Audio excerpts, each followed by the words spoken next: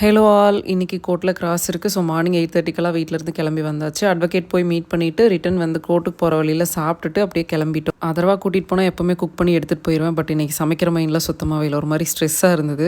Commissioner ஆஃபீஸ்க்கு ஆப்போசிட்டில் தான் இருக்குது இந்த ஹோட்டல். ரொம்பவே அஃபர்டபுளாக இருக்குது. யாருக்காவது யூஸ்ஃபுல்லாக இருக்கும்னு ஷேர் பண்ணியிருக்கேன். நமக்கு இருக்கிற ஒரே ஆறுதல் கடவுள் மட்டும்தான்.